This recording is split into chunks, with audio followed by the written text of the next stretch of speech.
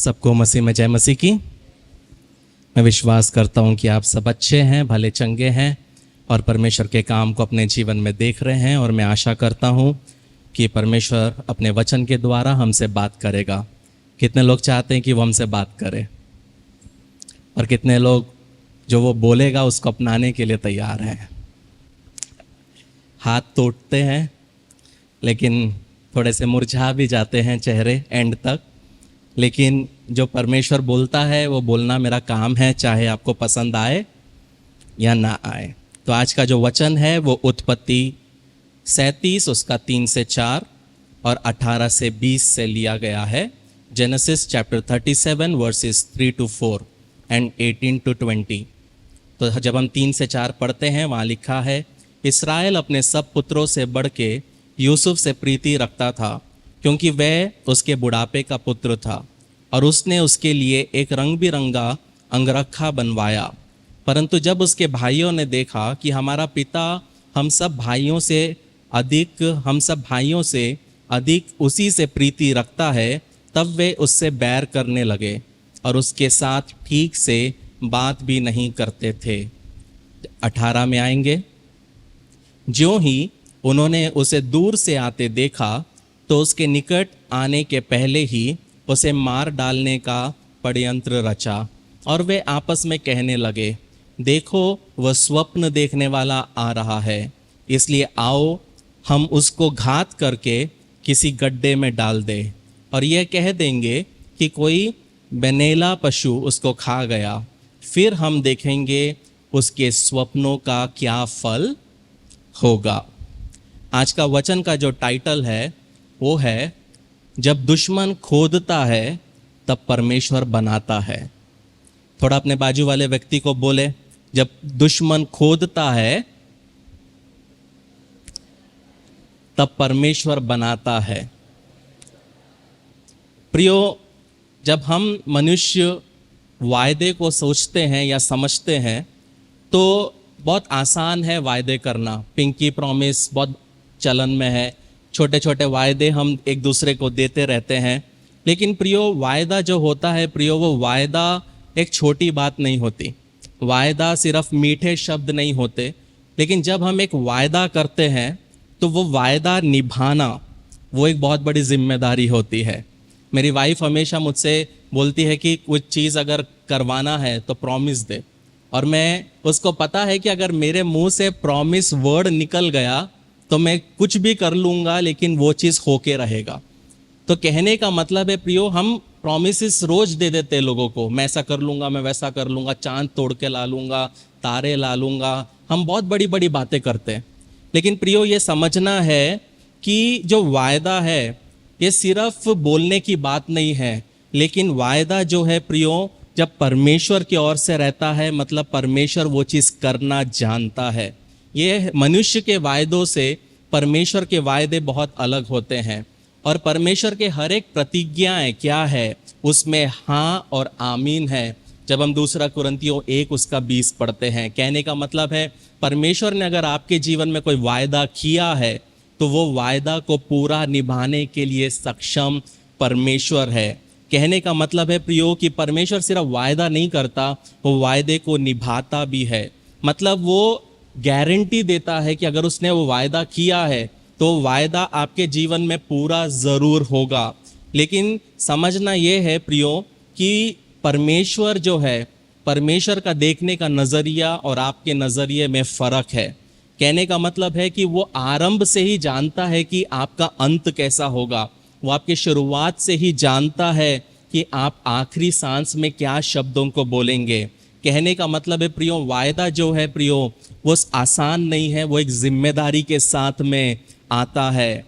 चाहे शैतान आपके लिए कितने भी गड्ढे खोद ले, चाहे मनुष्य आपके विरुद्ध कितने भी जाल बुन ले, चाहे दुश्मन आपके लिए कितने कब्र भी खोद ले, याद रखो, यदि आप परमेश्वर के वचन के नींव में खड़े हो तो आप वो वायदे को पूरा होते हुए देखने से कोई व्यक्ति आपको रोक नहीं सकता, कोई मनुष्य आपको रोक नहीं सकता, कोई बड़ा व्यक्ति या कोई मिनिस्टर आपको रोक नहीं सकता। कहने का मतलब है प्रियो, अगर परमेश्वर ने आपके जीवन में कुछ बोला है तो वो चीज़ करेगा। ये चीज़ समझना और गांठ बांध लेना बहुत ज़रूरी है, क्योंकि चाहे आपकी परिस्थिति कुछ भी क्यों ना बोले, चाहे लोग आपको कुछ भी क्यों ना बोले, आपके परिवार वाले आपको कुछ भी क्यों ना बोले, यदि आपको परमेश्वर के ओर से वायदा मिला है तो आपको समझना है कि हर एक परिस्थिति के बीच में भी वो क्या करेगा, उस वायदे को पूरा करने वाला परमेश्वर है। इसलिए समझना है कि गड्ढे हमारे ज़िंदगी में आएंगे, लेकिन इन गड्ढों से हमें कभी डरना नहीं है। अंधेरे समय हमारी ज़िंदगी में आएंगे, लेकिन इस अंधेरे से हमें कभी डरना नहीं है, क्योंकि प्रियो शैतान बहुत बार हम समझ जाता है कि हमारे जीवन में परमेश्वर ने क्या बुलाहट रखा है। उस बुलाहट के अनुसार वो हमारे जीवन में गड्ढों को तो खोदेगा, लेकिन आपको समझना है कि जब शैतान आपके जीवन में गड्ढों को खोदता है तो परमेश्वर उस गड्ढे को आपके लिए एक बहुत बड़े कार्य की तैयारी के लिए उपयोग में ला सकता है। कहने का मतलब है प्रियो, आज आप जब यहाँ पे बैठे हैं कि आपको लग सकता है कि आपका जीवन एक गड्ढे में गिरा हुआ है, लेकिन आपको समझना है कि परमेश्वर के हाथ में वही गड्ढा, वही खुदाई की हुई गड्ढा एक भविष्य की नींव बनने के लिए परमेश्वर उसी गड्ढे को एक पिलर बनाने के लिए तैयार में लाएगा। कहने का मतलब है प्रियो, शैतान ने तो सोचा मैं इसके जीवन में अलग अलग प्रकार के गड्ढे खोद देता हूँ। हमारे जीवन में हम देखेंगे मेरे यहाँ पे गड्ढा, यहाँ पे गड्ढा, यहाँ एक गड्ढा, यहाँ एक गड्ढा, अब क्या होगा। लेकिन परमेश्वर उसी गड्ढों के बीच में 4 पिलर खड़ा करके उसके ऊपर में एक घर बनाने के लिए, उसके ऊपर उसकी आशीष का एक कारण बनने के लिए प्रियो वो सक्षम परमेश्वर है। दूसरा व्यक्ति होगा तो उस गड्ढे को बुझाने की सोचेगा, दूसरा व्यक्ति सोचेगा कि इस गड्ढे में पानी भरा रहेगा और ये गड्ढे में कीड़े आके वास करेंगे। लेकिन जो व्यक्ति परमेश्वर के वचन पे अपने घर को बनाता है प्रियो, वो प्रियो चाहे गड्ढे में भी क्यों ना हो, उस गड्ढे के अंदर भी परमेश्वर एक अद्भुत कार्य करना जानता है। पता है क्यों प्रियो? क्योंकि जब दुश्मन गड्ढा खोदता है, उस गड्ढे में परमेश्वर एक बड़ा काम करने के लिए सक्षम परमेश्वर है, क्योंकि वो जीवित परमेश्वर है, वो मृतक परमेश्वर नहीं है। उसके हाथ है वो हमारे लिए काम करते हैं, उसके पैर है वो हमारे लिए भाग के आते हैं। प्रियो वो हमारे दुआ को, हमारे दर्द को समझता है और सुनता है। लेकिन आपको समझना है प्रियो, जब परमेश्वर एक वायदा देता है और वायदे की पूर्ति के बीच में जो एक समय है, वो उसे भी एक तरीके से हम गड्ढे को समझते हैं। कहने का मतलब है, हमने देखा होगा जब हम टीवी में अगर क्रिकेट देखते हैं या फुटबॉल देखते हैं और जब हम उसका हाइलाइट्स देखते हैं तो हमको क्या पता है? हमको पता है कि ये जो मैच हम देख रहे हैं, ये मैच में कौन जीता और कौन हारा। लेकिन फिर भी जब हम हाइलाइट्स देखते हैं तो क्या होता है? हमको पता है कि यहाँ पे क्या होने वाला है, गोल होने वाला है। उसी तरीके से मसीह जीवन है परमेश्वर के हाथों में। जब हम यहाँ पे जी रहे हैं, परमेश्वर के लिए ये एक हाईलाइट्स है, क्योंकि परमेश्वर को पता है कि ये इस तारीख को जिएगा, इस तारीख को इसका अंत होगा, इस दिन इसका विवाह होगा, इस दिन इसका पहला बच्चा होगा, इस दिन इसका दूसरा बच्चा होगा।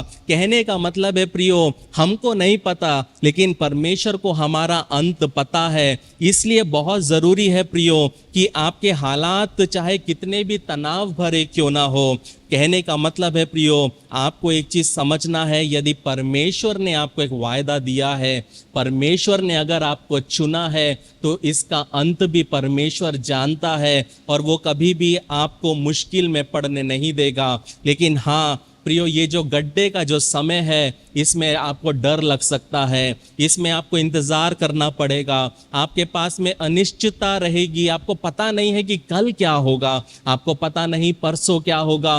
लेकिन वही तो मसीह जीवन है प्रियो, यही तो विश्वासी जीवन है कि हमको ये ना पता है कि कल क्या होगा, लेकिन हम प्रभु में चलते जाते हैं, हम प्रभु में बढ़ते जाते हैं। चाहे परमेश्वर हमारे ज़िंदगी में कितने भी उथल पुथल आने दे, हम उसके पीछे मुड़ते नहीं हैं, क्योंकि आपको समझना है गड्ढा जो है प्रियो वो अंत नहीं है, गड्ढा एक प्रतिक्रिया है, गड्ढा जो है एक प्रोसेस है, जिसके द्वारा परमेश्वर हमको तैयार करता है।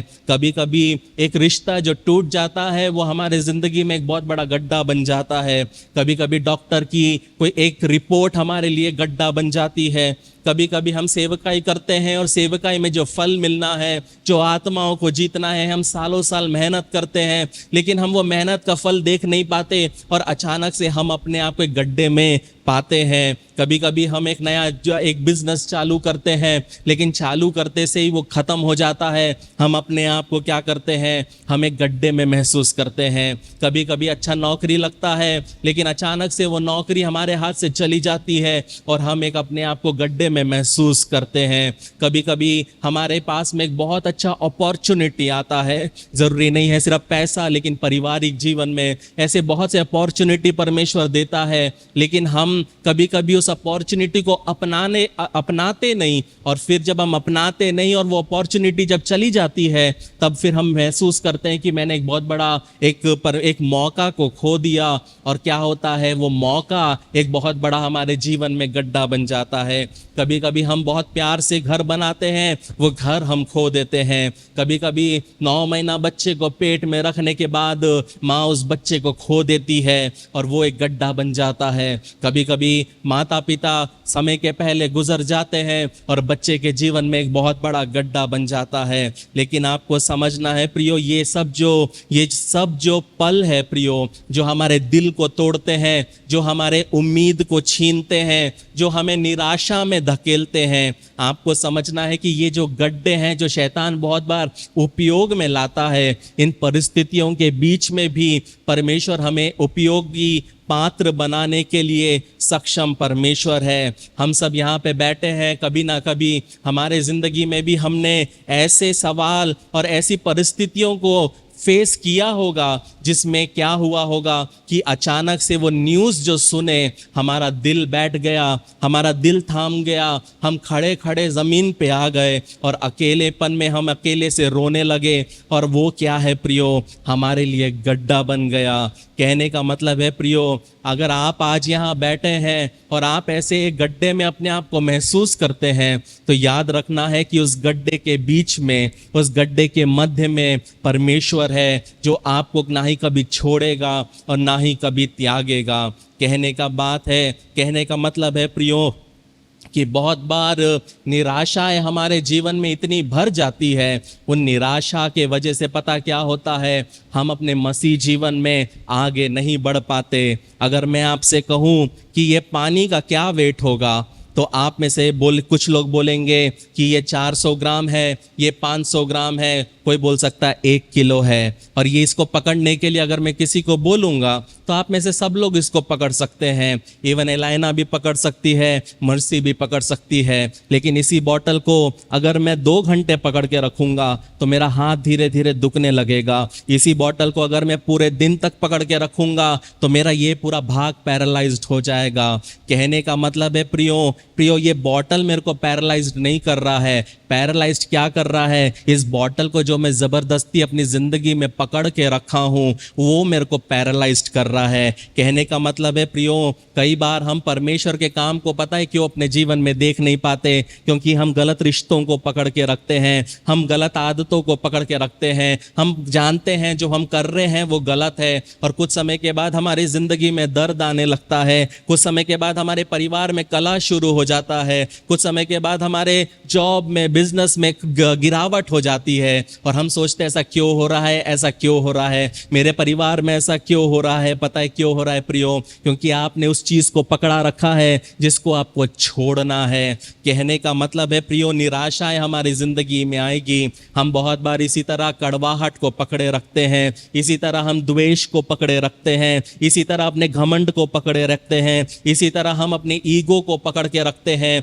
हम झुकेंगे नहीं, हम अपनी गलती मानेंगे नहीं, चाहे परिवार टूट जाए, चाहे कलीसिया टूट जाए, चाहे बच्चे बिखर जाए, चाहे कुछ भी हो जाए, लेकिन हम झुकेंगे नहीं। हम जब इस तरह के एटीट्यूड को लेके मसीह जीवन को जीते हैं, जब हम इस तरह के एटीट्यूड को लेके अपने आम साधारण जिंदगी को भी जीते हैं प्रियो, वो कभी घर बना नहीं सकता, वहां पे परमेश्वर का कार्य कभी हो नहीं सकता। लेकिन आपको समझना है प्रियो कि अगर आपके पास में आपके पास में परमेश्वर का एक वायदा है, तो प्रियो कुछ भी क्यों ना हो जाए वो वायदा पूरा हो जाएगा। आपका बिजनेस ठप हो गया फिर भी वो वायदा पूरा होगा। आपका जॉब खत्म हो गया, परमेश्वर दूसरे जॉब के द्वारा उस वायदे को पूरा करेगा। हो सकता है आप जिससे बहुत प्रेम रखते थे, आपने जिससे बहुत आशा रखी, वो भले आपकी जिंदगी से चले जाए, लेकिन फिर भी परमेश्वर आपको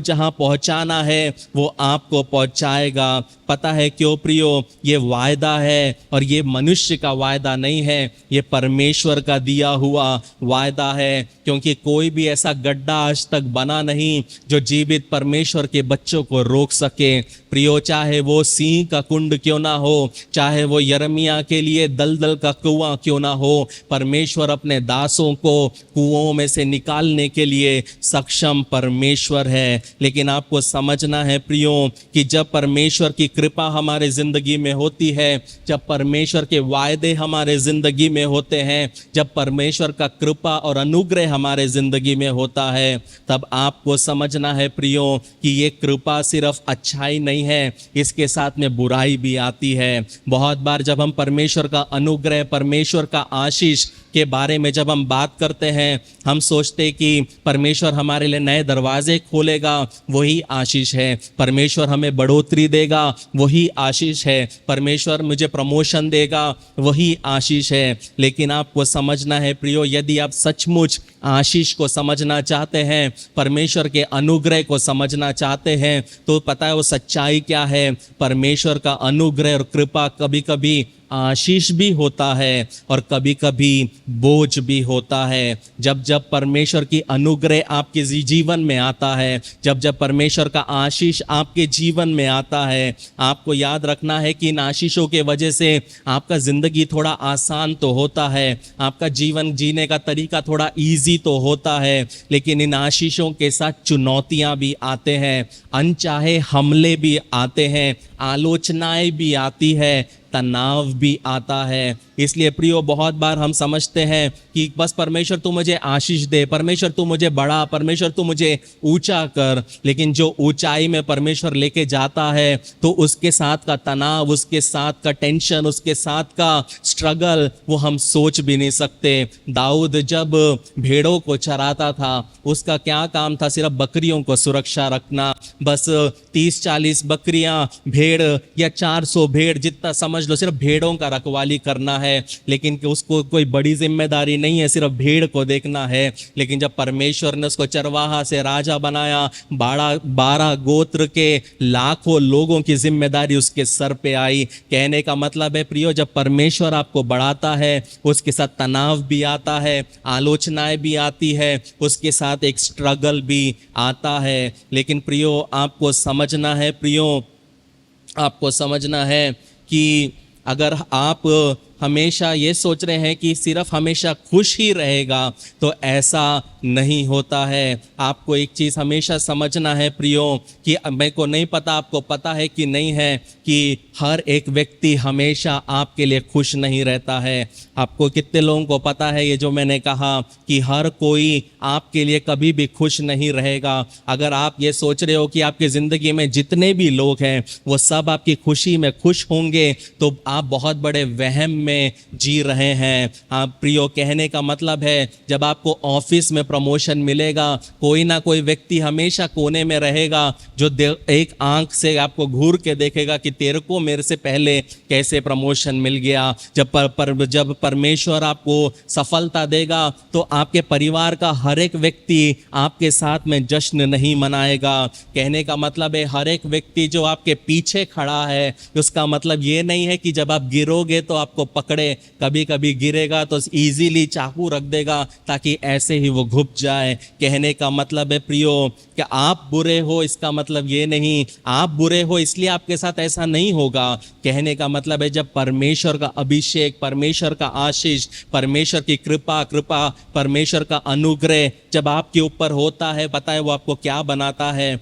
वो आपको धन्य बनाता है। वो आपको क्या करता है? धन्य बनाता है। वो आपको अनुग्रह का पात्र पात्र बनाता है, और जब वो आपको अनुग्रह का पात्र बनाता है तो प्रियो उसके साथ जो जिम्मेदारियां आती है वो जिम्मेदारियों को निभाना बहुत मुश्किल होता है, लेकिन उसका अनुग्रह हमारे लिए क्या है प्रियो, काफ़ी है। धन्य होने का मतलब ये नहीं है प्रियो कि ज़िंदगी आसान होगी। जब हम परमेश्वर हमें धन्य कहता है, हमारे जीवन में अनोखे प्रकार के संघर्ष आएंगे, मुश्किलें आएंगी, लेकिन आपको समझना है प्रियो कि परमेश्वर इन मुश्किलों के बीच में भी हमारे लिए रास्ता खोलने वाला परमेश्वर है। कभी भी जोसेफ ने नहीं सोचा था कि मुझे कोई गड्ढे के अंदर में रहना पड़ेगा। जोसेफ ने कभी नहीं सोचा था कि मेरे भाई लोग मुझे गड्ढे में डाल देंगे। लेकिन आपको समझना है प्रियो, ये जो बुलाहट है, ये जो हमले हैं, वो जो एक मसीही जीवन के ऊपर में होते हैं, ये साधारण व्यक्ति नहीं समझ पाएगा। क्योंकि जो प्रभु में नहीं है, जो प्रभु में होते हुए दो नावों पे सवार है, उसके ऊपर ये हमले बहुत बार नहीं होंगे। लेकिन जो सच्चाई और खराई और ईमानदारी से मसीह जीवन को जीता है, जो वचन के अनुसार आगे बढ़ता है, उसके ऊपर जो घाव होते हैं, उसके ऊपर जो हमले होते हैं, उसको कोई समझ नहीं पाएगा। जब हम 37 का 3 वचन पढ़ते हैं, वहां पे लिखा है, इस्राएल अपने सब पुत्रों से बढ़ के यूसुफ से प्रीति रखता था, क्योंकि वे उसके बुढ़ापे का पुत्र था और उसने उसके लिए एक रंग बिरंगा अंगरखा बनाया।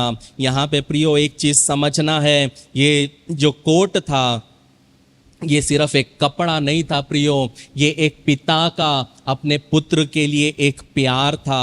और ये जो भी जोसेफ के जीवन में हो रहा है, इस कोट के वजह से हो रहा है, इस रंग बिरंगा अंगरखा के वजह से हो रहा है। लेकिन प्रियो सवाल ये उठता है, समझने की एक बात है कि जोसेफ ने कभी भी अपने पिता से नहीं बोला मुझे एक बहुत अच्छा कोट चाहिए, मुझे एक रंग बिरंगा कोट चाहिए। ये जोसेफ ने कभी मांगा नहीं था, ना जोसेफ ने कभी ऐसा कोई व्यवहार किया कि उसका पिता उसको ये रंग बिरंगा कपड़ा दे, ना जोसेफ ने उसको पाने के लिए कुछ मेहनत किया। ये क्या था? ये उस पिता का कृपा था, ये उस पिता का अनुग्रह था उसके ऊपर कि उसने क्या किया, अपने बेटे को रंग बिरंगा कपड़ा दिया। ये एक बात हमेशा समझना है प्रियो, परमेश्वर का अनुग्रह को आप ना ही कभी कमा सकते हैं और ना ही कभी खरीद सकते हैं। परमेश्वर का अनुग्रह सिर्फ उसके हाथ में है कि उसको उसका अनुग्रह किसके ऊपर में देना है। कहने का मतलब है प्रियो, यूसुफ को ये जो कपड़ा मिला उसके अच्छे व्यवहार के वजह से नहीं मिला, बल्कि सिर्फ इसलिए बिना मिला क्योंकि उसका पिता उससे प्यार करता था। कहने का मतलब है प्रियो, यहाँ पे हम देखते हैं परमेश्वर भी हमसे क्यों प्यार करता है। इसलिए नहीं करता प्रियो क्योंकि मैं अच्छा हूँ आप बुरे हो, या आप अच्छे मैं बुरा, या तीसरा बुरा। लेकिन परमेश्वर का अनुग्रह हमारे जीवन के ऊपर क्यों है? उसका अनुग्रह हमारे जीवन के ऊपर सिर्फ इसलिए है क्योंकि वो हमसे प्यार करता है। उसने हमसे अपने बेटे को क्यों हमारे लिए भेजा? क्योंकि वो हमसे प्यार करता है। कहने का मतलब है प्रियो, जब परमेश्वर अपनी कृपा हमारे ऊपर दिखाता है, उसे कोई रोक नहीं सकता, उसे कोई छीन नहीं सकता। कहने का मतलब है प्रियो, जब परमेश्वर किसी को आशीष भी क्यों ना दे, उसे कोई वंचित नहीं हो सकता। कहने का मतलब है प्रियो, जब परमेश्वर ने आपको हैंड पिक किया हुआ है, परमेश्वर ने आपको खुद से चुना हुआ है। मतलब क्या है प्रियो कि बहुत बार हमने महसूस किया है कि मुझ में ऐसी कोई खूबी नहीं, मुझ में ऐसी कोई खास बात नहीं है। मेरा परिवार जो था सबसे छोटा परिवार था, मैं पढ़ाई लिखा में अच्छा नहीं था, मेरे माता पिता को बहुत अमीर नहीं थे, हम बहुत ज़्यादा हर दिन हमारे यहाँ बड़ा खाना नहीं बनता था। लेकिन फिर भी दूसरों में ज़्यादा योग्यताएं होते हुए भी परमेश्वर ने मुझे एक अच्छा नौकरी दिया, परमेश्वर ने मुझे एक अच्छा सेवकाई दिया। प्रियो, ये होता है अनुग्रह। मैंने बहुत बार परमेश्वर को बोला मुझे तेरी कोई सेवा करना नहीं है, मैं तेरी सेवा करना चाहता भी नहीं हूँ, चाहती भी नहीं हूँ। लेकिन हर बार जब मैं घुटनों पे आता था, परमेश्वर एक ही चीज़ बोलता था, तुझे मैंने चुना है, तुझे मैंने चुना है, तुझे मैंने चुना है। प्रियो, ये क्या है? ये परमेश्वर का अनुग्रह है कि हम अपने आप को जब हम कांच में देखते हैं, अपने आप को जब हम शीशे में देखते हैं, हमको बिल्कुल भी अपने आप पे घिन आती है, अपने आप पे बुरा लगता है कि मेरे को परमेश्वर कैसे यूज कर सकता है, मुझे परमेश्वर कैसे उपयोग कर सकता है। लेकिन इन सब के मध्य में परमेश्वर जो हमको चुनता है, ये क्या है प्रियो? ये उसका अनुग्रह है। कहने का मतलब है प्रियो कि ये जो कोट था, पहला चीज समझना है कि जोसेफ ने ये कोट पर पिता से मांगा नहीं था, और उसका पिता ना ही उसने कभी, उसका कोई मकसद था कि ये मैं रंग बिरंगा कोट अपने बेटे को दूंगा तो उससे झगड़ा शुरू हो जाएगा। ये तो सिर्फ उस पिता का प्रेम था अपने बेटे के लिए कि मैं तुझसे बहुत ज्यादा प्यार करता हूँ। सिर्फ प्रेम के वजह से पिता ने बोला कि मैं अपने बेटे को एक ऐसा कपड़ा दूंगा जो मैंने अपने दूसरे पुत्रों को नहीं दिया। लेकिन आपको समझना है प्रियो, ये सिर्फ एक कपड़ा नहीं था, ये सिर्फ रंग बिरंगा कपड़ा नहीं था। ये कपड़ा उस पिता के स्नेह को, पिता के प्रेम को, पिता के सम्मान को, पिता के कृपा को दिखाता है जो उसने जोसेफ के जीवन के ऊपर डाला।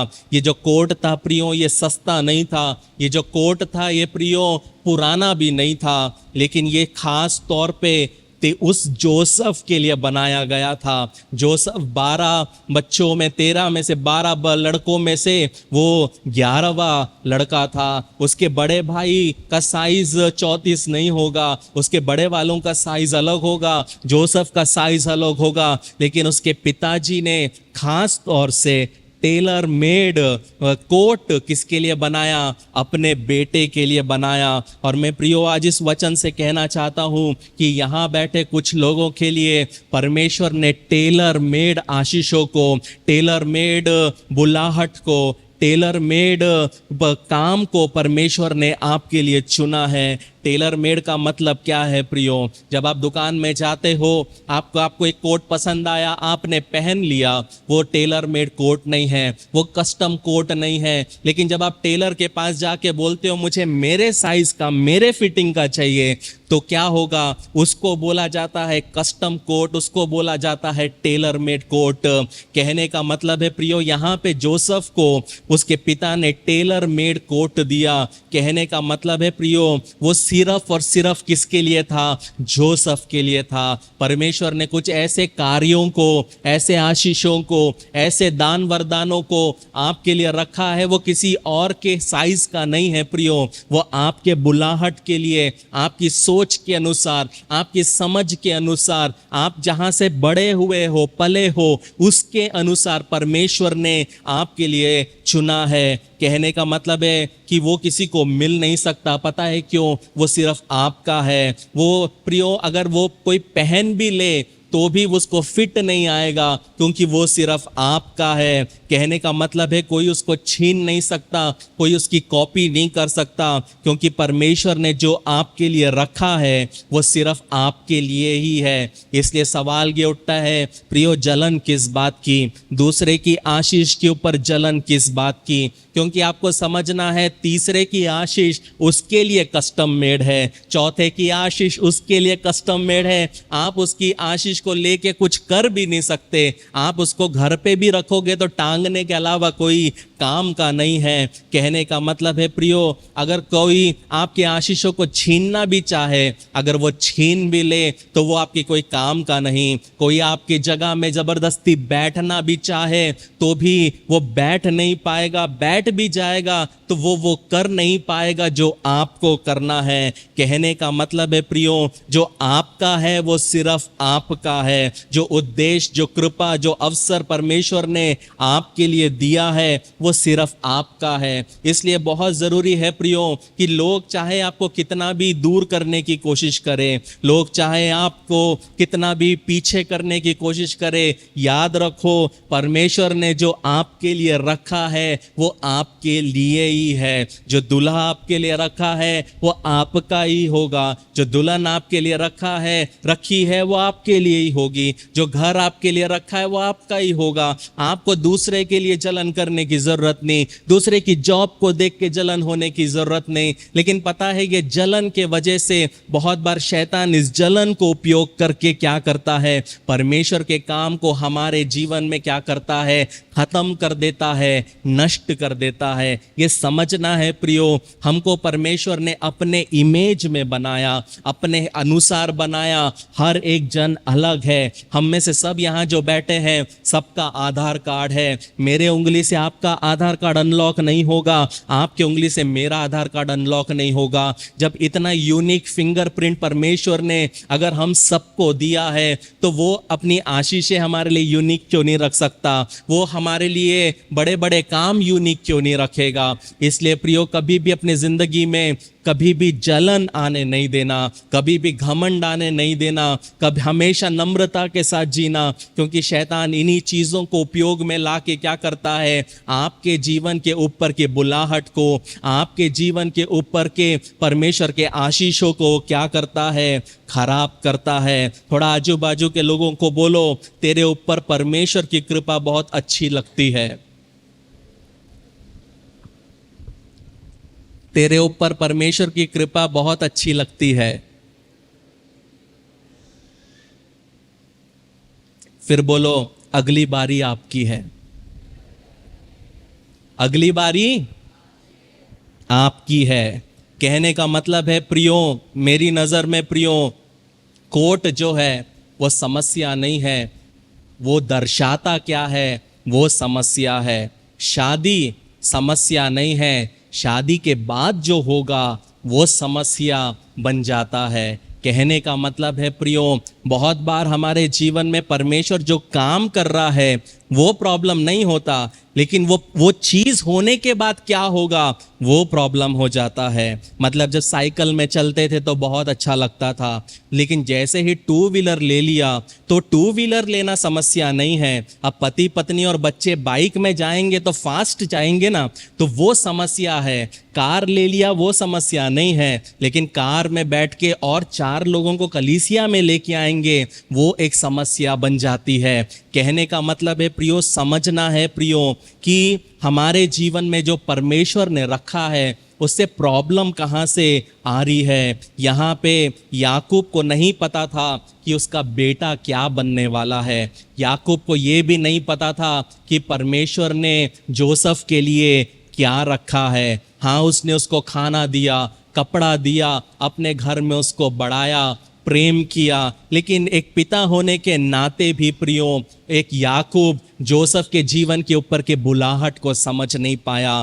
कहने का मतलब है प्रियो, कई बार जो लोग हमारे बहुत करीब होते हैं, कई बार हमारा खुद का खून हमारे ऊपर की बुलाहट को समझ नहीं पाएगा, लेकिन एक चीज समझना है कि उसका बेटा एक पिता के फर्ज को निभाया। जहां उसको लेके जाना था वो परमेश्वर ने अपने फर्ज को निभाया। कहने का मतलब है प्रियो, जो आपके अंदर है वो परमेश्वर के अलावा कोई भी देख नहीं पाएगा। लोग हमेशा आपको एक गिरा हुआ व्यक्ति देखेंगे, लोग हमेशा आपको एक गिरा हुआ व्यक्ति देखना ही चाहेंगे। कोई नहीं चाहेगा कि आप बढ़े, कोई नहीं चाहेगा अब कोई आप उनके आगे जाए। लेकिन आपको एक चीज समझना है कि दूसरों की राय में जीना हमें बंद करना है। दूसरों की राय प्रियो करीब करीब आपको हमेशा के लिए गिरा देगी। कहने का मतलब है प्रियो, जो आपसे प्यार करते हैं इसका मतलब ये नहीं है कि वो आपके ऊपर के अभिषेक को, आपके ऊपर के बुलाहट को समझ पाएंगे। लेकिन मैटर क्या करता है प्रियो कि परमेश्वर सब चीज देखता है। ये जो कोट था प्रियो, ये एक भविष्यवाणी थी। क्या भविष्यवाणी थी? ये एक भविष्यवाणी थी कि ये जो लड़का है ये साधारण नहीं है। और इस भविष्यवाणी के वजह से इसके भाइयों में इतना, जब हम नेक्स्ट वचन पढ़ते हैं, भाइयों के जीवन में इतना ईर्ष्या आ गया कि वो ठीक से उससे बात भी नहीं करते थे। क्या यहाँ पे कोई ऐसा है जो बोल सकता है कि जब मेरे जीवन में भी ऐसा हुआ, जब परमेश्वर का काम हुआ, मुझे लगा कि ये मेरे साथ खुशी मनाएंगे, मुझे लगा ये मेरे को आके कॉन्ग्रेचुलेट करेंगे, मुझे लगा लगा कि ये मेरे साथ में डांस करेंगे, लेकिन जब इनको ये बात पता चली, इनका मुंह और उतर गया, इनका मुंह और सूख गया। प्रियो, ये समझना है प्रियो, कहने का मतलब है प्रियो कि बहुत बार हम हमारे जीवन में परमेश्वर के बुलाहट को समझ नहीं पाते, लेकिन दूसरा व्यक्ति हमसे शातिर है, दूसरा व्यक्ति हमसे ज्यादा समझदार है, तो उसको समझ रहा है, यूसुफ के भाइयों को समझ रहा है कि जो यहाँ हो रहा है ये साधारण नहीं है। मैं 30 साल का हो गया, मैं 28 साल का हो गया, मेरे पिता ने मुझे कभी भी कोई कोट नहीं दिया, एकदम से इतना स्पेशल काम मेरे पापा क्यों कर रहे हैं। कहने का मतलब है प्रियो, सिर्फ रंग बिरंगे कपड़े पहनना यूसुफ के लिए एक बात नहीं था, उसके साथ में प्रियो एक सपना भी जुड़ा हुआ था, और वहां से समस्या शुरू होती है। कहने का मतलब है कुछ कुछ प्रकार के जो अनुग्रह होते हैं प्रियो, वो मुसीबत खड़ा कर देती है। कुछ कुछ प्रकार के आशीषें जो है ना प्रियो, वो मुसीबत खड़ा कर देती है। जब परमेश्वर का संदूक गया, किसके घर में गया? अभी ओबेदिदोम के घर में गया, तो इतना आशीष आया कि राजा को भी जलन हो गया। कभी कभी परमेश्वर का अनुग्रह प्रियो प्रॉब्लम का एक जड़ बन जाता है, और क्या होता है, शैतान वहां पे काम करना भी चालू कर देता है। कहने का मतलब है प्रियो कि अपने भाइयों से इतनी नफरत मत करो, ये समझो कि वो उसकी आशीष है, मेरी आशीष रास्ते में है। अपने जीवन में तनाव आने मत दो, क्योंकि अगर तनाव आएगा तो हम क्या नहीं कर पाएंगे, परमेश्वर के काम को अपने जीवन में देख नहीं पाएंगे। यहाँ पे जोसेफ का पिता ने क्या किया, अपने बेटे से प्यार किया, लेकिन उसके बच्चे जो थे, याद रखना, उसके बच्चों ने ये जो हरकत किया, उसके बच्चों ने जो ये बदला लिया प्रियो, वो जोसेफ के वजह से नहीं था, ये वो भाइयों के अंदर की पुकार थी कि पापा आप हमें क्यों नहीं देखते, पापा आप मुझे क्यों नहीं देखते। प्रियो, ये चीज़ समझना बहुत ज़रूरी है। जोसेफ ने सिंप्लिसिटी में, सच्चाई से अपने बेटे से सबसे प्यार किया, जोसेफ से ज़्यादा प्यार किया, लेकिन यहाँ पे उसके जो दूसरे बेटे थे उन्होंने दर्द को महसूस किया, और वो उसका बदला किससे लिया? उससे बदला उसके भाई से लिया।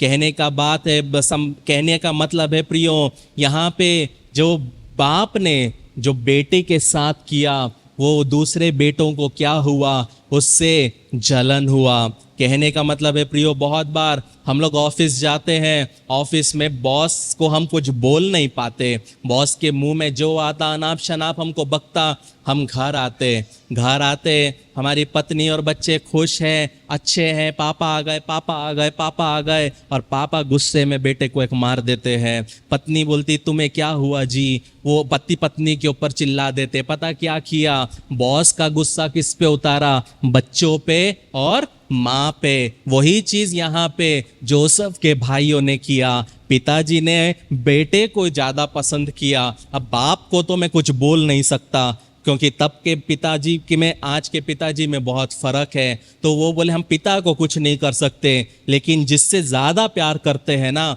उसी को हम क्या करेंगे? उसी को उखाड़ देंगे, उसी को ख़त्म कर देंगे। इसलिए प्रियो, चाहे मसीह जीवन हो, पारिवारिक जीवन हो, एक बैलेंस बना के चलना बहुत ज़रूरी है। कभी भी आपके व्यवहार से, कभी भी आपके तौर तरीके से एक बच्चा दूसरे बच्चा, या एक मसीही परिवार दूसरा मसीही परिवार, एक विश्वासी और दूसरे विश्वासी को कभी नहीं लगना चाहिए कि ये इनको ज़्यादा महत्व देते हैं, मुझको कम महत्व देते हैं। प्रियो, मसीह जीवन में, पवित्रता में, सच्चाई में ये बैलेंस को बना के चलना बहुत ज़रूरी है। यहाँ पे रूबन ने सोचा होगा मैं तो पहलौटा हूँ, पिताजी मुझे ये मिलना चाहिए था। यहूदा बोलेगा मैं तो यहूदा का सिंह हूँ, मेरे द्वारा तो इस जगत का उद्धारकर्ता पैदा होगा, ये रंग बिरंगा कोट मुझे मिलना चाहिए था। लेवी बोलेगा अरे पुरोहित तो मेरे द्वारा आएंगे, ये लेवी तो है जो पूरे परमेश्वर के भवन को चलाएंगे, तो ये किसको मिलना चाहिए? मुझे मिलना चाहिए। लेकिन मिला किसको? जोसेफ को हम सब बोलते सबसे छोटा सबसे लाडला, लेकिन जोसेफ तो सबसे छोटा था ही नहीं, सबसे छोटा तो बिन्यामीन था। तो फिर भी जोसेफ को सेकंड लास्ट को परमेश्वर ने क्या किया, चुन लिया। कहने का मतलब है प्रियो, कभी कभी परमेश्वर जब चुनता है वो आपके उम्र को नहीं देखता, वो आपके पद को नहीं देखता, वो आपकी योग्यता को नहीं देखता, वो आपके उद्देश्य को देखता है। प्रियो, आप परफेक्ट नहीं हैं, मैं परफेक्ट नहीं हूँ, ये उसकी कृपा है, ये उसका अनुग्रह है कि जो उसने हमें क्या किया है, उसने हमें चुना है, उसने हमें संभाल के रखा है। पता है क्यों? एक मकसद है। जोसेफ के जीवन में एक मकसद था। वो मकसद क्या था? कि अपने परिवार को छुड़ाना है, अपने परिवार के लिए एक आशीष का कारण बनना है। मतलब 12 भाइयों में परमेश्वर को एक ही उसके काम के लायक मिला। कहने का मतलब है, अगर आप परमेश्वर के लायक बनोगे तो परमेश्वर क्यों आपको उपयोग में नहीं लाएगा। यदि आप अपने आप को तैयार करोगे तो उसका अग्नि क्यों आप पर नहीं उतरेगा। आप अगर परमेश्वर के वचन के अनुसार चलोगे तो क्यों उसका आशीष आपके जीवन में कार्य नहीं करेगा। कहने का मतलब है प्रियो, उसका जो मकसद है, उसका आपके जीवन के ऊपर का जो पर्पस है, वो कोई भी बड़े तोहफे से बड़ा है, वो आपके प्रतिभा, आपके टैलेंट से बड़ा है, वो लोगों की राय से बड़ा है। जब हम 18वां वचन पढ़ते हैं, वहाँ लिखा है, जो ही उन्होंने दूर से आते देखा तो उसके निकट आने से पहले उसे मार डालने का षड्यंत्र रचा। यहाँ पे आपको समझना है कि ऐसे लोग जिंदगी में रहते हैं प्रियो, आप नहीं समझ पाओगे। जोसेफ तो साधारण रूप से अपने भाइयों के पास आ रहा है, लेकिन उसके भाइयों ने दूर से देख लिया कि देखो ये हमारा भाई आ रहा है। कहने का मतलब है प्रियो कि आपकी ज़िंदगी में ऐसे लोग बहुत रहेंगे जो हर चीज़ में आपसे नाराज़ होंगे। जैसे ही आप बोलोगे कि ये मेरी मंजिल है, अचानक से उनका मूड खराब हो जाएगा। जैसे आप बोलोगे मैं ये योजना बना रहा हूँ, वो एकदम से आपके रिश्ते खराब हो जाएंगे। जैसे आप सोचोगे कि मैं ये काम करना चाहता हूँ, अचानक से वो क्या होगा, उनका एकदम से वो दुखी हो जाएंगे। आपने बिजनेस का सिर्फ नाम ही स्टेटस में डाल दिया, आपको ब्लॉक कर दिया। आपने अभी तक ऑफिस खोलने का सिर्फ सोचा, गुमास्ता ही बनाया, ऑफिस खुला भी नहीं, लोग आपसे बात करना बंद कर देंगे। आपने अभी तक घर लिया नहीं, लेकिन घर लेने की बस सोचे हैं और बस बताया कि हम सोच रहे हैं कि एक जमीन 600 स्क्वायर फीट का ले लेते हैं, बस बोल ही दिया, उतना ही काफी है। जो हर हफ्ते में 3 बार आते हैं, अब सिर्फ संडे को प्रेज द लॉर्ड बोलने लग जाते हैं। कहने का मतलब है प्रियो कि ये दूर से देखने वाले लोग हैं। ये यहाँ पे जोसेफ के भाई क्या कर रहे हैं, दूर से आते हुए समझ गए कि हाँ ये स्वप्न देखने वाला है। जब लोगों के व्यवहार में प्रियो जब बदलाव आता है तो आपको समझना है कि ये बदलाव उनके जीवन में क्यों आ रहा है। कहने का मतलब है प्रियो, वो लोग आपको आते हुए देखते हैं। जब आप रोड से जाते हैं तो लोग आपको जाते हुए देखते हैं। जब आप कलीसिया में आते हैं, लोग आपको कलीसिया में आते हुए भी देखते हैं। जब आप सुपर मार्केट में खड़े रहते हैं, उनको दिखता है, वो बोलते चलो चलो अभी यहाँ पे हम देख लेते हैं, उनको निकलने दो। लोग आपको क्या करते हैं, देखते हैं। पता है क्यों? क्योंकि वो आपके ऊपर के अभिषेक को, आपके ऊपर के आशीष को, आपके ऊपर के बुलाहट को क्या करते हैं, वो देख लेते हैं। और हर एक जन आपके ऊपर के बुलाहट को और आपके ऊपर के अभिषेक को एक्सेप्ट नहीं कर पाएगा। पता है क्यों? क्योंकि वो इनसिक्योर रहते हैं। जो व्यक्ति इनसिक्योर है वो हमेशा दूसरों के आशीषों से चलेगा, वो हमेशा दूसरे की बढ़ोतरी से चलेगा। लेकिन जो व्यक्ति इनसिक्योर नहीं है और जब उसको ये बात बताई जाएगी कि मुझे प्रमोशन मिल गया, मुंह मीठा कीजिए, मैं घर लेने की सोचा, मैंने टोकन दे दिया, पता है वो व्यक्ति उस व्यक्ति को गले लगाएगा, चाहे वो रोड में हो, सुपरमार्केट में हो, चर्च में हो, उसको बोलेगा भाई मैं तेरे लिए खुश हूँ, बहन मैं तेरे लिए खुश हूँ कि परमेश्वर ने जो मेरे लिए किया उसने वो तेरे लिए भी वो कार्य करने की शुरुआत कर ली। ये समझना हमारे जीवन में बहुत ज़रूरी है। जो आपको दूर से कट जाते हैं उनको अपनी ज़िंदगी से काटना बहुत ज़रूरी है। जब हम 18 से 19 पढ़ते हैं, वहाँ लिखा है जो ही उन्होंने उसे दूर से आते देखा तो उसके निकट आने से पहले उसे मार डालने का षड्यंत्र रचा और वे आपस में कहने लगे देखो वह स्वप्न देखने वाला आ रहा है, इसलिए आओ हम उसको घात करके किसी गड्ढे में डाल दे और यह कह देंगे कि कोई बनेला पशु उसे खा गया और हम उसके स्वप्नों का क्या फल होगा ये देखेंगे। कहने का मतलब है प्रियो, यहाँ पे जोसेफ को मारने की वजह पता क्या था? उसका सपना था। उसका क्या था? सपना था। और उन लोगों ने लास्ट में पता क्या किया? जब परमेश्वर के चुने हुए के ऊपर में जब उन्होंने क्वेश्चन किया, पता किस पे क्वेश्चन किया? ये नहीं सोचा देखते हैं कि जोसेफ का क्या होगा, उन्होंने बोला देखते हैं जोसेफ के स्वप्नों का क्या होगा।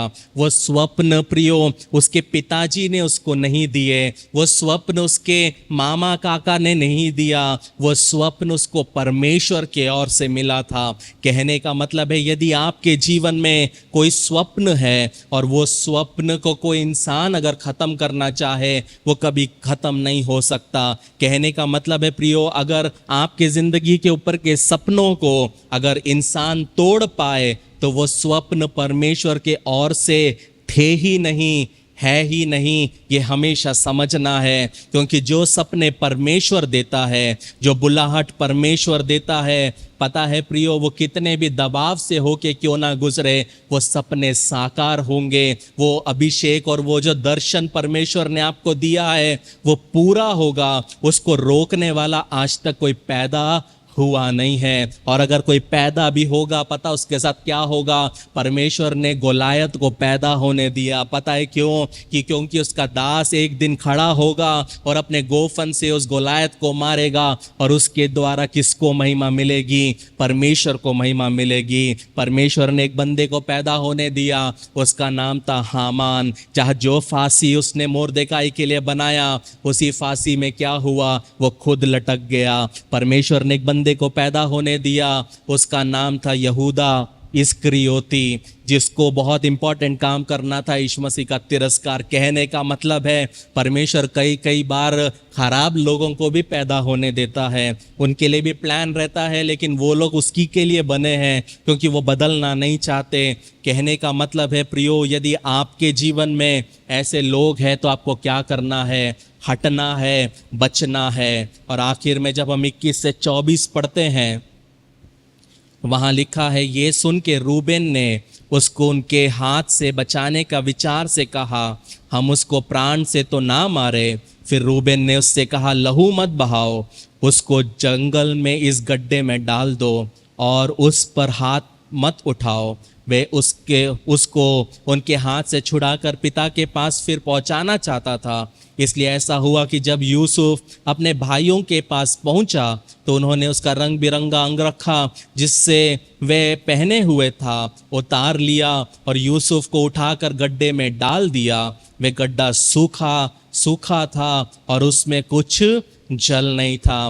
पता जैसे ही वो सपना देखने वाला आया प्रियो, उसके भाई ने पता क्या किया? उसके कपड़े उतार दिए। प्रियो, बहुत बार लोग इसी ताक में रहेंगे कि वो आपके ऊपर के अभिषेक को निकालने की कोशिश करेंगे, आपके ऊपर के बुलाहट को ख़त्म करने की कोशिश करेंगे। लेकिन आपको समझना है कि जो कोट आपका है कोई छीन भी क्यों ना ले, आपको क्या करना है? समझना है कि वो आपका है। जोसेफ के कोट छीनने से, जोसेफ को प्राइम मिनिस्टर बनने से उसके भाई रोक नहीं पाए। आपका नाम को खराब करने से, आपके नाम के ऊपर बदनामी बनने से, आपके नाम के ऊपर झूठा झूठा बोलने से, एक चीज़ हमेशा याद रख लेना प्रियो, आपके ऊपर की बुलाहट को कोई आंच नहीं आएगी। क्योंकि परमेश्वर का जो बुलाहट है, परमेश्वर का जो अनुग्रह है, परमेश्वर का जो काम है, पता है प्रियो, वो कोर्ट से नहीं, पोजीशन से नहीं, कुर्सी से नहीं, बल्कि जो उसके आत्मा ने आपको दिया है, वो आत्मा संभाल के रखता है। कोई इंसान के बोलने से आपके ऊपर की बुलाहट कभी ख़त्म नहीं होगी। यदि आपको लगता है कि किसी को आपका कोट चाहिए, खुशी से बोलो, लो मेरा कोट।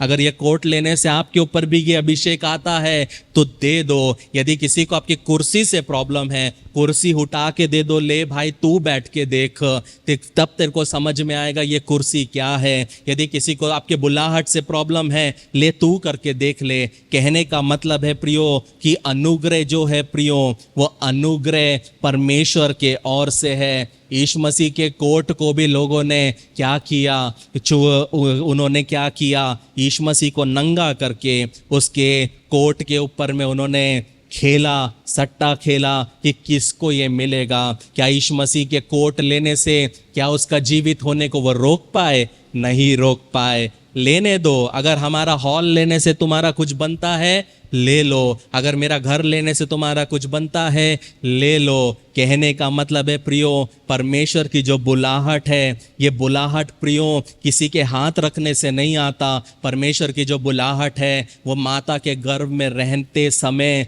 जब आपको जो उसने चुना है, वो चुना हुए को वो कभी नष्ट होने देगा नहीं। लेकिन यहीं पे आपको समझना है, पहला चीज़, जोसेफ के कपड़े उसको उतार दिए, उतार के जोसेफ को क्या किया, गड्ढे में फेंक दिया। अब जब गड्ढे में वो गिर रहा है, सोचो वो गड्ढा हो सकता है 10 फीट का, 20 फीट का, नहीं पता, लेकिन वो नीचे जाते जा रहा है, वो नीचे डूबते जा रहा है। लेकिन याद रखो, गड्ढे में गड्ढा सूखा है, पानी नहीं है, और जब वो गिरा होगा तो उसके पीठ में कितने जम के लगा होगा। लेकिन जब वो नीचे जा रहा होगा तो सोच के देखिए कि उसके माइंड में क्या चल रहा होगा। जिन भाइयों ने बचपन से मेरे को खिलाया, जब वो छोटा था, रूबेन, लेवी, ये सब ने उसके साथ खेले। जब मम्मी पापा बाहर गए होंगे तो इन बच्चों ने उसका ख्याल रखा, और वो जब वो गिर रहा था तो सोच के देखिए कि उसके माइंड में क्या चल रहा था कि जिन भाइयों ने मेरे को खिलाया, जिन भाइयों ने मेरा कपड़ा बदला, जिन भाइयों ने मेरा पॉटी सुसु पोछा, आज उन्होंने ही मुझे इस गड्ढे में क्या कर दिया, फेंक दिया।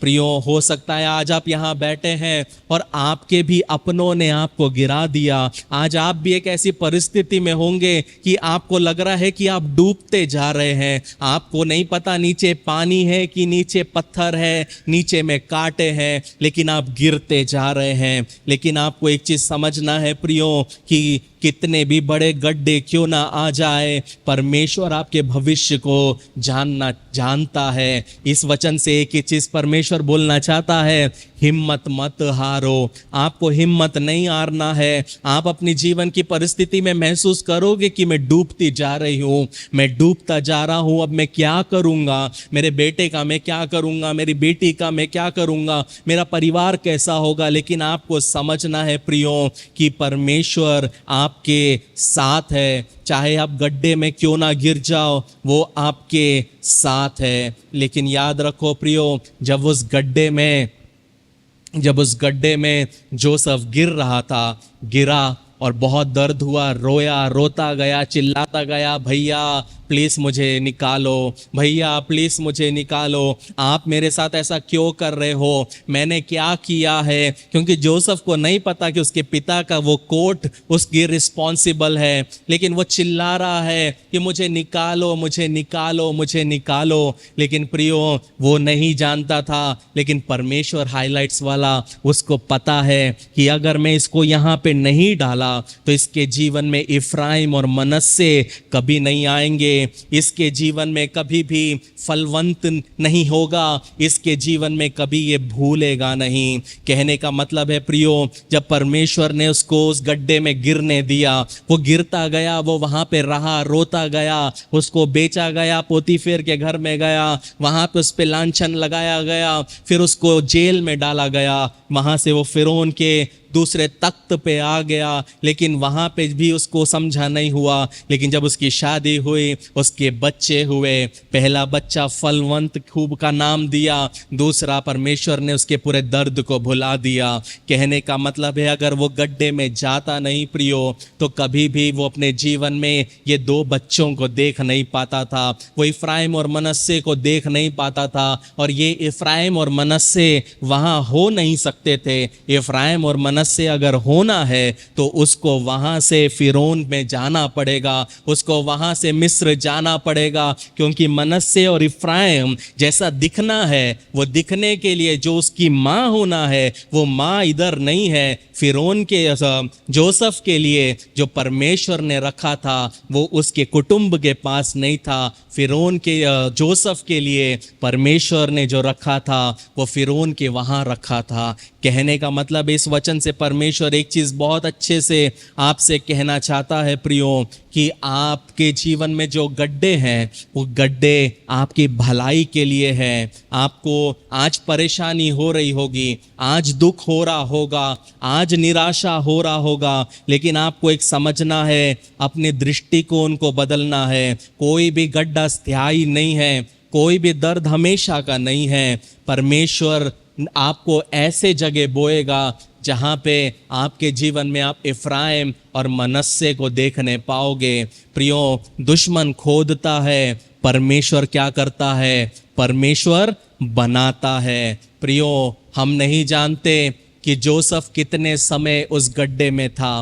क्या वो 1 दिन था, 2 दिन था, 2 घंटे था या 4 घंटे था? आप में से बहुत लोग कुछ प्रॉब्लम्स में से होके गुजर रहे हैं और आप सोच रहे हैं कि मैं इससे 2 महीने से जूझ रही हूँ, मैं 2 साल से जूझ रहा हूँ, मैं 6 महीने से जूझ रही हूँ। आपको एक चीज़ समझना है कि इस वचन से परमेश्वर एक ही चीज़ बोलना चाहता है, आपका मदद करने वाला आने वाला है। जब अपने खून ने जोसेफ को ठुकरा दिया, मिडनाइट्स को परमेश्वर ने भेजा, जिन्होंने जोसेफ को खरीदा और जोसेफ को जहाँ पहुँचाना था वहाँ पे पहुँचाया। कहने का मतलब है प्रियो, यदि परमेश्वर ने आपको उड़ने के लिए चुना है तो परमेश्वर कभी भी आपको मुर्गियों के बीच में रहने नहीं देगा। यदि परमेश्वर ने आपको शेर करके चुना है तो वो कभी भी आपको बकरियों के बीच में रहने नहीं देगा। कहीं ना कहीं से हंटर आएगा, कहीं ना कहीं से कोई तो आएगा जिसको समझेगा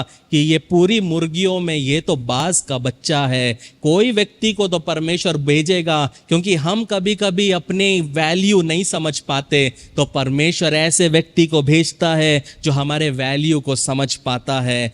कभी कभी शेर बकरियों के साथ खाते हैं, कभी कभी घास खाते हुए वीडियो दिख जाते हैं। पता है क्यों है? उनको उसका वैल्यू नहीं पता। लेकिन जब आप अपना वैल्यू समझ जाओगे कि आप प्रभु में कौन है, तो आप कभी भी शैतान को अपने साथ खेलने नहीं दोगे, आप शैतान को अपने परिवार के साथ खेलने नहीं दोगे, बल्कि अपने घुटनों में आके एक जयवंत जीवन को आप जीने पाओगे। आज का वचन सिर्फ इतना ही था प्रियो, कि गड्ढा तो खोदा जाएगा। शैतान के पास काम ही क्या है प्रियो? उसको पता है उसका समय खत्म होने वाला है, उसको पता है कि एक दिन सब नया होने वाला है। तो जितना समय है वो मेहनत कर रहा है। सोचो, जिनको मेहनत करना है, विश्वासी लोग 6 दिन सो रहे हैं, लेकिन शैतान जिसका अंत समाप्त होने वाला है, दिन रात काम कर रहा है। कहने का मतलब है प्रियो, जब आप अपने आप को गड्ढे में महसूस करें, एक लाइन में यही बोलूँगा कि परमेश्वर उस गड्ढे में भी आपको बनाएगा,